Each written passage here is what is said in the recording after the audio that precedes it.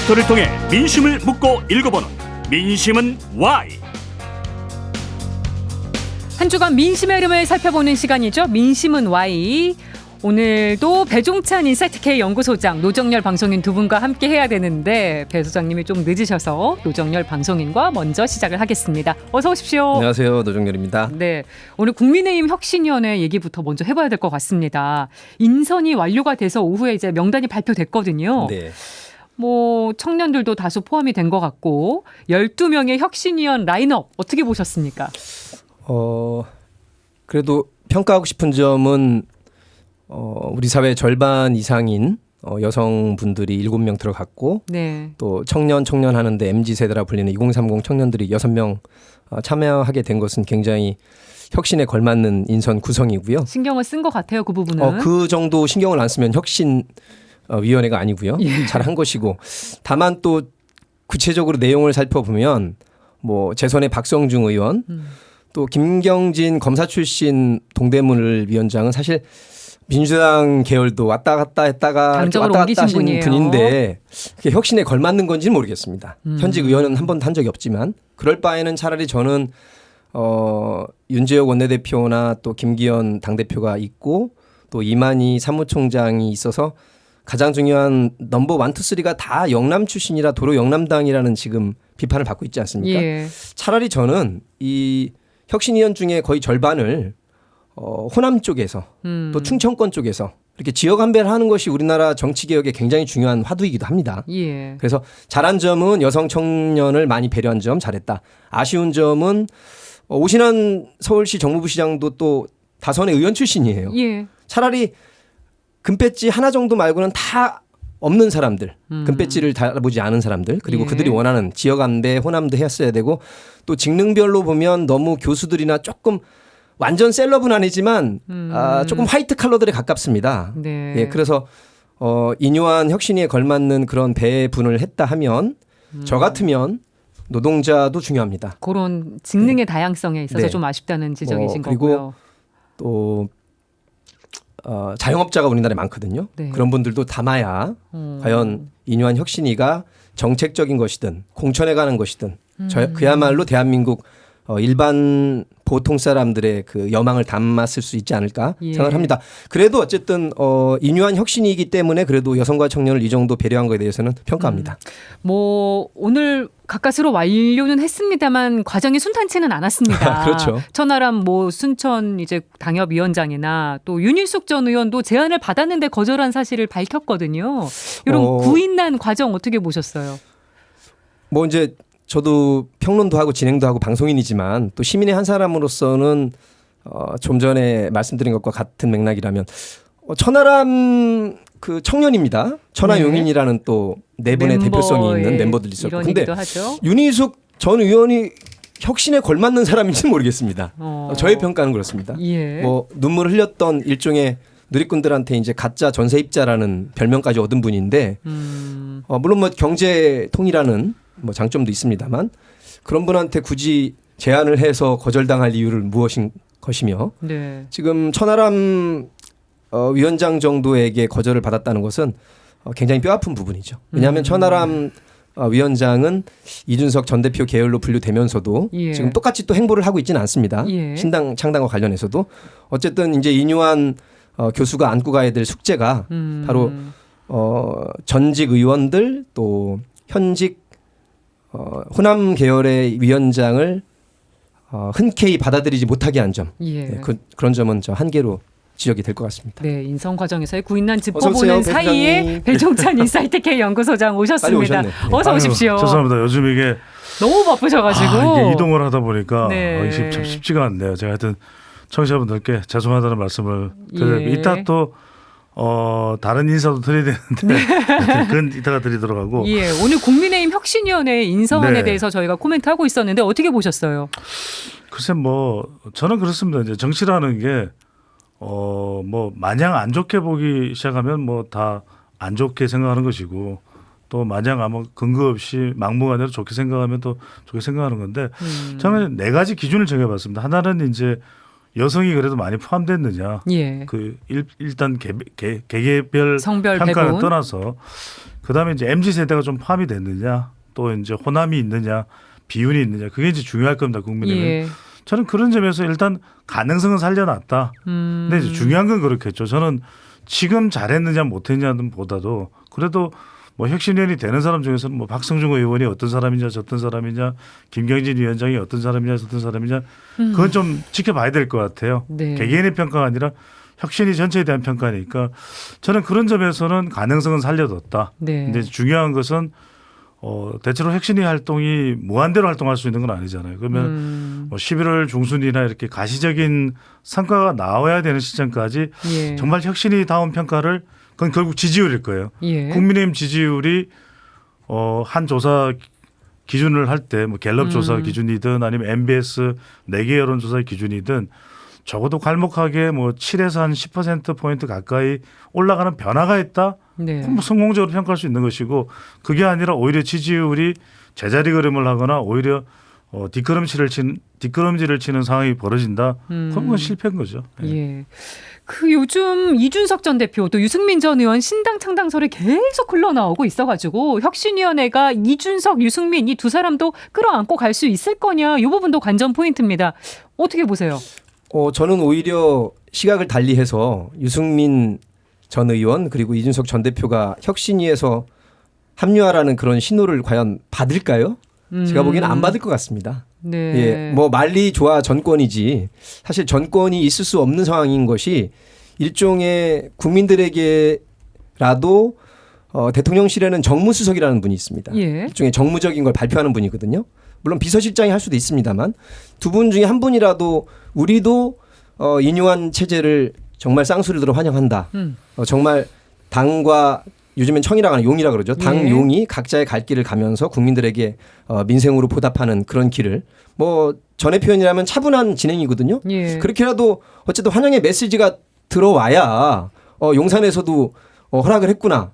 그런 신호가 주어질 텐데 그런 거 전혀 없이 이쪽에서 움직인다고 지금 권력의 핵심은 여전히 용산에 있는데 그게 과연 그분 둘이 유승민 전 의원이든 이준석 전 대표가 품기는 쉽지 않을 것 같다. 안 들어갈 겁니다. 예. 네. 배 소장님은 어떻게 보십니까? 저는 그게 과제겠죠. 국민의힘으로서는 또 인유한 혁신위원장도 혁신위원을 구성을 했지만 여기에 좀 핵심은 빠진 거 아니냐. 그러니까 비운계나 쓴소리 얼마나 그렇죠. 안고 갈 수 있을지. 그런 혁신위원들이 가담을 했는지가 상당히 중요할 것이고 물론 뭐 이야기를 이제 대통령 쪽으로 옮기자고 하면은 뭐 대통령이 더 중요하겠죠. 대통령의 변화나 또 국정 운영 스타일의 혁신이 더 중요할 텐데 일단 이준석 전 대표를 껴안느냐 못 안느냐 유승민 전 의원은 또 다른 차원일 것 같아요. 근데 예. 30대 지지율이 많이 하락을 하고 또 특히 MZ 세대들이 많이 최근에 이제 반발하는 기류가 나타난 걸 보면 이준석 전 대표를 껴안을 수 있는 일종의 시발점이 이제 천하람 위원장에 대한 혁신위원 제안이었는데 이제 예. 거절당했죠. 윤희숙 전 의원에 대한 부분도 거절당했죠. 그래서 예. 저는 이게 중요한 과제일 것 같아요. 그러니까 인유한 위원장이 어떻게든 이준석 전 대표를 끌어낸다면 모르겠는데 그렇지 않다면 국민의힘은 상당히 힘들어질 수 있다. 또 하나는 예. 이제 이준석 유승민 묶어서 그렇게 신당하는 조사하는 수치는 말씀을 안 드릴게요. 이게 예. 개요를 다 말씀드려야 돼서. 근데 여하튼 간에 국민의힘에 타격이 되는 것만은 분명할 겁니다. 그래서 저는 어떻게든 이 이준석 전 대표의 마음을 조금이라도 돌릴 수 있는 연결고리를 혁신위원장이든 누구든 그 역할을 김한길 위원장이 됐든 직접적으로 아니더라도 누군가 또 이렇게 통해서든 그게 가능하냐 안 하느냐가 국민의힘이 내년 총선에 살아남을 수 있을지 여부에 대한 중요한 관건이 될 것 같아요. 예. 네. 근데 요즘 대통령 신당 얘기도 굉장히 많이 나오고 있습니다. 요거는 어떻게 보시는지도 한번 짚고 넘어갈까요? 개인적으로 보면 그 대선을 앞두고 유력한 대선 주자를 중심으로 이렇게 이합집산해서 대통령 후보 신당이 생기거나 이럴 수 그런 있습니다. 경향이 많았죠. 뭐 이인재 전 의원 같은 경우 탈당을 해서 이제 자기의 지분을 확보를 예. 한 것이고 그런데 국정 지금 3분의 1을 점점 거의 정확하게 수치적으로도 가고 있는데 총선을 앞두고 윤석열 신당이 생긴다? 그야말로 이거는 글쎄요 가능성의 영역이지만 정치란 것은 네. 국민의힘도 망하고 윤석열 신당도 망하는 길이라고 봅니다. 저는 오늘 서로 안 좋다. 이재명 대표가 이제 전 현직 원내대표들을 모여놓고 일단 공개적인 데에서는 단결은 필승이요. 네. 단합이 필승이고 분열은 필패라고 했는데 그거는 원론적으로도 맞고 실질적으로도 맞습니다. 네. 그런데 서로 뭐가 조금 안 맞고 껄끄럽다 그래서 각자 신당이 생긴다? 이제 신당이 생긴 건 윤석열 신당이겠죠. 네. 제가 보기에 이 정도 지지율에서는 의미 없다고 보여집니다. 고 이재명 대표의 얘기가 국민의힘에도 그대로 적용이 될 수 적용된다. 있다고 예, 보시는 그렇게 거고요. 저는 이게 윤석열 신당이라는 것이 실제 신당을 할 수 있다라고 하는 접근보다는 내년 총선 공천을 윤석열 대통령이나 그 주변이 주도할 것이다. 이런 메시지였다고 봐요. 네. 그런데 그건 적어도 대통령의 지지율이 또는 당의 환경이 네. 이 정도 수준은 아니었을 때의 이야기였죠. 그때 이제 심평 변호사였나요? 일단 네. 대통령의 멘토라고 자칭했던 그 심평 변호사를 통해 신 변호사를 통해서 나왔던 얘기인데 지금은 보십시오. 강서구청장 보궐선거를 패배해서 지금 지지율이 상당히 안 좋게 된 상태죠. 예. 또 더군다나 내년 총선에 있어서는 뭐 통합이나 이런 걸 이야기하는 것이 당장 인요한 혁신위원장의 방향성인데 윤석열 신당은 뭐 이건 불가능한 이야기죠. 지금은 그렇게. 사실상 물 건너갔다. 이건 한 3, 4개월 전에 네. 호사가들의 입방아에 오를 만한 내용이었고 공천 주도권에 관한 걸로. 윤석열 신당을 굳이 하지 않더라도 국민의힘의 압도적인 영향력은 윤석열 대통령의 의중과 윤심이잖아요. 네. 제가 한마디 첨언하면 우리 김한길 전 대표가 굉장히 좀 특이하신 분이세요. 어쨌든 민주당에서 그렇게 다선을 하고 네. 당 대표까지 하신 분인데 어쨌든 상대 경쟁당에 들어가서 뭐 좋습니다. 타이틀은 국민 통합을 위해서 네. 장점이 있을 수도 있는데 그분의 또 장점이자 단점이 희한하게 당을 만들기도 하고 안철수 대표와 더불어서 좀 깨지기도 했어요. 네. 그 진정으로 제가 충고하는데 김한길 통합위원장의 말씀을 듣지 마시길 바라겠습니다. 대통령한테 전하시는 그 김심이 메시지. 진짜 김한길의 네. 마음이 진짜 어디에 있는지도 모르겠고 네. 그게 정치 공학적으로도 제가 보기에는 예전의 김한길이 아닙니다. 예. 지금 연배도 있으시고. 저희가 방송 대통령과 정당 지지율 저희 짚어봐야죠. 네네. 오늘 이제 발표된 따끈따끈한 여론조사 결과입니다. MBS 4개 여론조사 기관이 자체적으로 실시하고 있는 조사 결과이고 자세한 사항은 중앙선거여론조사 심의위원회 홈페이지에서 확인 가능합니다. 네. 유튜브 임에도 또 우리가 방송을 이어가는 예. 성격이기 때문에 말씀드리고요. 4개 여론조사기는 K스테이 리서치, 엠브레인 퍼블릭, 코리아 리서치 인터내셔널, 한국 리서치 조사 결과인데요. 23일부터 25일까지 실시를 했습니다. 윤석열 대통령 국정수행에 대한 평가인데 긍정은 32%. 네. 부정은 58%입니다. 그러니까 대통령의 지지율이 뭐 30%대 중후반이었을 때와 비교하면 긍정 32, 부정 58. 더 벌어졌어요. 대통령의 지지율이 좀 내려오고 좀 하락세고 주춤하고 있는 그런 상황으로도 인식할 수 있을 것 같고요. 예. 정당 지지율입니다. 자, 정당 지지율을 보면은 어느 정당을 지지하는지 물어봤는데요. 더불어민주당 31%, 국민의힘이 30%입니다. 네. 실제 우리가 유튜브에서 조금 그래프 추세 그래프를 보여드리면 좋은데 네. 더불어민주당 31, 국민의힘 30이지만 대체로 MBS 여론조사에서는 국민의힘이 적어도 9월 한 둘째, 셋째 주까지는 오름세였거든요. 보수 쪽에서 조금 더 유리하게 나오는 조사 기관으로 알고 있긴 한데요. 그렇죠. 더불어민주당은 좀 내림세였는데 이게 구속영장 기각되고 강서구청장 보궐선거 패배를 이제 지나가는 국면에서 더불어민주당은 계속해서 오름세고 예. 이번 조사 결과까지요. 국민의힘은 내림세로 나타나서 이게 결국은 민심의 이 흐름을 보여주는 판단, 거네요. 평가를 뭐 정확하게 진단해서 보여주고 있는 자료라고 볼 수 있죠. 결국 말로 변화나 반성이 아니라 예. 결국 윤석열 대통령도 바뀔 것이다. 바뀌어야 된다.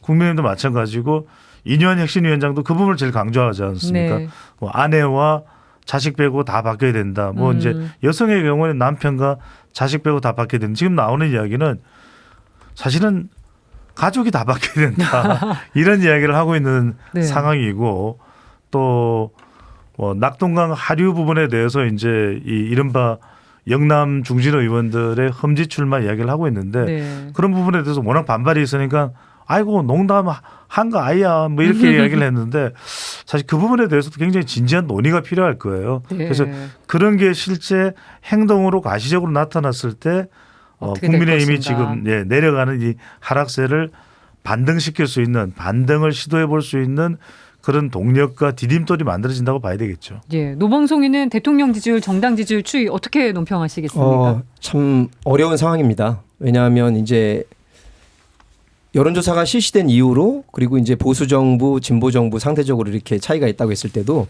집권 1, 2년 차 때 굉장히 높은 지지율을 보이지 않으면 사실 물리적으로도 그렇습니다. 중반 후반에 가서 특별한 모멘텀으로 다시 반등시킨다는 게 참 어렵습니다.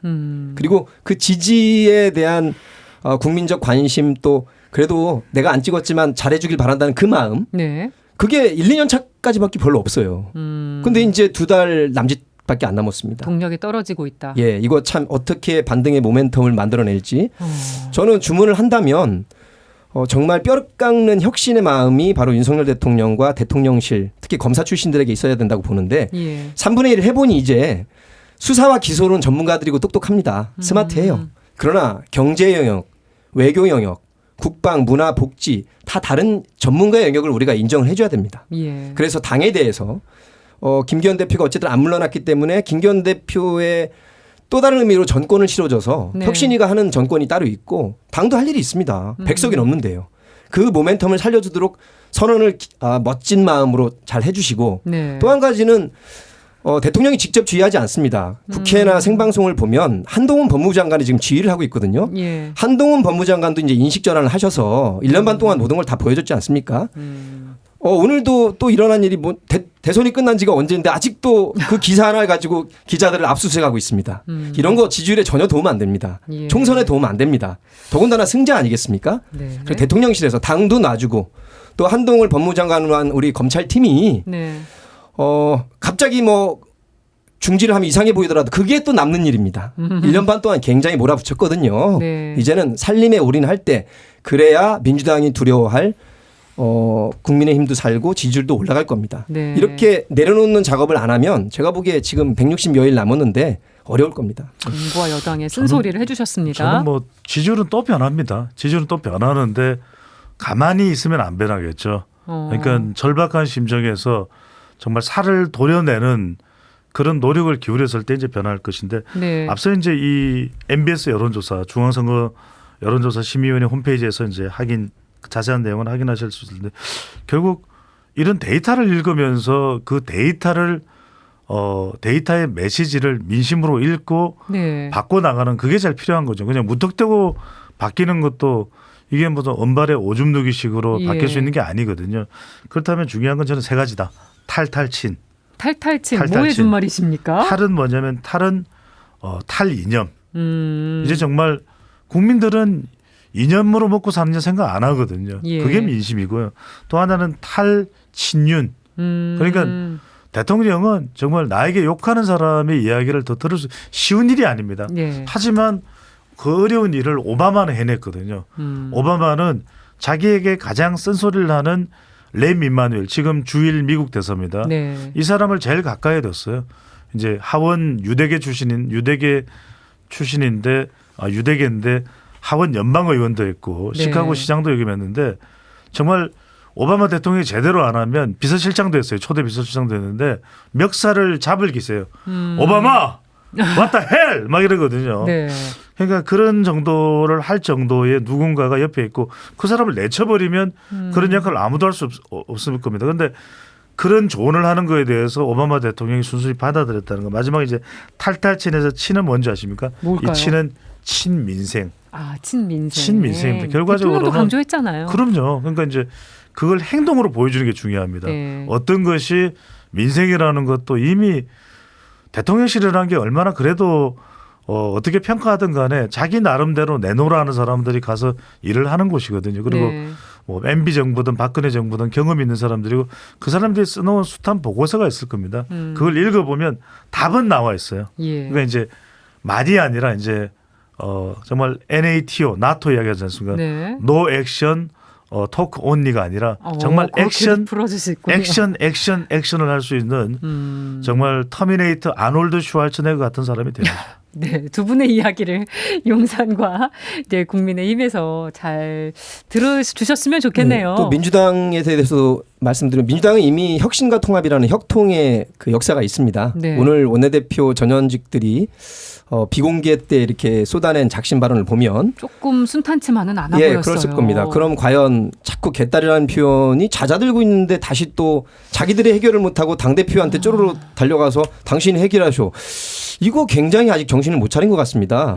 굉장히 혁신과 통합이라는 게 어렵습니다. 유일배반적인 방향이 다르기도 하고 네. 마치 거시경제에서 물가와 실업률 둘 다 잡기 어려운 것처럼 하지만 여기에 바로 가장 환상의 조합 비율이 있거든요. 예. 이거를 이재명 대표도 고민하셔야 될 거고 지금 비공개라고 그래서 이거 나왔던 거 다 언론에 나와 있습니다. 네. 이분들도 어쨌든 경선을 치러야 될 텐데 그 후과는 또 어떻게 담당할 것인지 그분들도 본인의 발언에 대해서 책임을 져야 되는 정치라는 네. 게 항상 책임의 영역이 있습니다. 네. 민주당. 짧게 한 말씀만 좀 드릴게요. 네. 저는 아직 민주당이 제대로 혁신의 이 가치를 봉긋 세우지 못하고 있다. 왜냐하면은 저도 이제 어디 가서 뭐 제가 말도 안 되는 이야기를 하는 사람은 결코 아니라고 생각을 하거든요. 근데 네. 뭐 제가 조금이라도 이제 뭐 윤석열 대통령에 대해서 긍정적으로 이야기하거나 이재명 대표에 대해서 부정적으로 이야기하면 모든 사이트가 그렇다는 게 아니라 어떤 사이트는 거의 쌍욕으로 도배가 돼요. 근데 뭐 저는 그렇다 치고 괜찮습니다. 오래 살면 되니까. 그런데 이제 실제 이제 비명계 같은 경우에는 이재명 대표의 태도도 좀 애매해요. 왜냐하면 그게 왈가왈부하지 말라는 게 나는 그렇게 그 정도로 가서는 안 된다고 봐요. 오히려 자꾸 이 문제 거론하는 사람 중징계하겠다. 더 이건 당을 분명하고 세게. 이게 해당 행위다. 당을 해치는 거다. 예. 라고 저는 이야기를 할 수 있어야 된다고 보고 왜냐하면은 이들이 여전히 불안해할 수밖에 없는 것이 이재명 대표는 훈훈한 이야기를 하지만 이른바 친명의 이 전면에 나서 있는 최고위원들의 경우에는 네. 해당 행위를 계속 이야기해요. 그리고 실제로 지금 이른바 친명계라고 불릴 수 있는 그런 총선 후보자들이 많이 마치 자객 진입하듯이 들어와 있다라는 거예요. 그러니까 예. 위태롭다. 왜 이렇게 하느냐. 그래서 저는 이재명 대표도 더 반듯한 더 높이 평가받을 수 있는 지도자가 되기 위해서는 아무도 상상하지 못한 길을 가야 된다고 봐요. 네. 누군가 나에게 이 더 반대하고 강력하게 반대할 때 이 노무현 전 대통령은 연정을 외쳤잖아요. 예. 그리고 노무현 전 대통령은 미국에 대해서 왜 그렇게 하느냐 효선 미순을 생각으로 했지만 또 이라크 파병까지 결정하잖아요. 그랬죠. 저는 이럴 때 두 당 모두 노무현 전 대통령의 정신을 좀 돌아봐야 되는 건 아닌가.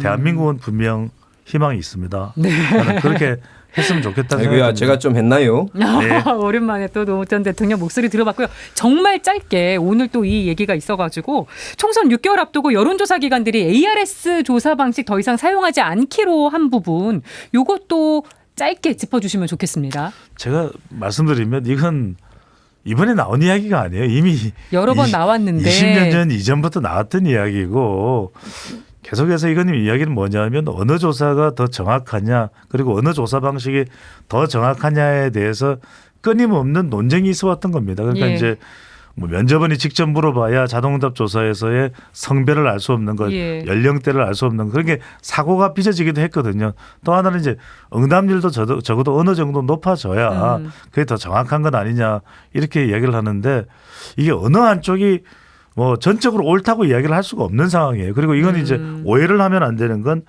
20여 년 전부터 또 그 이전부터 또 최근까지도 계속 쭉 이어져 왔던 것이 그냥 공식 발표를 하면서 주목을 받은 것이고 예. 어느 한쪽이 단정적으로 옳다 이런 이야기 하기는 좀 쉽지는 않을 것 같아요. 방법론적인 차이로 보시는 그렇죠. 것 같습니다. 그리고 이제 비용적으로도 상당히 차이가 있습니다. 뭐 상당히 비용이 많이 들어가는 그 조사를 개인 후보자들이 선택하기도 참 쉽지 않고 또 상대적으로 저렴한 또 ARS. 내가 후보자가 판단했을 때는 이 정도 조사면 됐다라고 생각할 수도 있는 것이기 때문에 앞으로 이 논쟁은 쉽게 끝나지는 않을 건데 저는 중요한 건 이거라고 봅니다. 이렇게 싸우는 것보다는 조사연구학회가 됐든 예. 중앙선거 여론조사 심의회가 됐든 어느 조사가 좀 더 그대로 이 민심의 거울로 여론조사를 액면 있는 그대로 반영하는가 이 부분을 더 연구를 하고 어떻게 하면 응답률을 올릴 수 있는 방법은 어떤 방법이 있었습니까? 그러니까 예. 여론조사가 계속 이 환경이 악화되면 응답 잘 안 해주죠. 그걸 예. 왜 여론조사 기관의 탓으로만 돌릴 수는 또 없는 것이거든요. 네. 문화의 차이도 있는 것이고. 여론을 더 정확하게 그래서 담을 수 있는 그럼요. 여론조사 방법을 다 같이 머리를 맞대보자. 그래야 되겠죠. 근데 이제 이게 강제 규정이 아니라 하기로 한 기관하고 안 하기로 한 기관이 또 갈려요. 나눠지지 않았습니까? 네. 이거 굉장한 또 양쪽의 공신력이 주목되는 어느 부분입니다. 곳이 있는가 그런 생각이 들고 사실 오토 리스판스 시스템입니다. 네. 자동 응답 시스템은 각 당이 그리고 각 정당이 우리 국민들과 유권자들을 향해서 자동 응답 시스템을 할 정도로 즉각 민심을 반영해서 정책으로 반영하는 것. 장단점이 다 있어요. 예, 이렇게 정치권에 네. 오히려 펼쳐지길 바라겠습니다. 정치권에서도 이제 이게 불거진 게 우리도 소개를 해드리면서 김영현 그도 질문하셨는데 왜 자동응답 조사, 전화면접 조사에 정당 지지율이 차이가 나느냐. 네. 그것도 어떻게 보면 이게 좀 정치적으로 이슈가 부각되게 하는데 해석될 영향을 여지가 미쳤을 텐데 있죠. 이 말씀 꼭 드리고 싶습니다. 오늘 이제 마지막 날이기 때문에 민심은 천심입니다. 저는 수치에 집착할 것이 아니라 예. 그 민심이 전달해주는 숫자의 이면에 있는 숫자에 깔려 있는 그 메시지가 뭔가 그걸 읽어야지 만날 네가 잘했니 내가 잘했니 이러쿵 저러쿵 하는 것이 아니라 정말 그 민심과 천심을 읽기 위해서 네. 이거 우리 코너가 계속 돼야 되는데 하여튼 그게 더 중요하다는 말씀을 드립니다. 끝으로 민심의 중요성 한마디 일갈해 주신다면요. 네, 뭐 배를 띄었다가 또 가라앉히는 것이 민심이란 말이 이미 성현들부터 전해졌기 때문에 항상 그 무서움을 알고 네. 하지만 잘할 때는 또 민심이 호응해 줍니다. 네. 예, 그렇게 늘 아까 ARS라고 제가 비유를 했지만 그 정도의 각오로 임해 주시길 바라겠습니다. 네.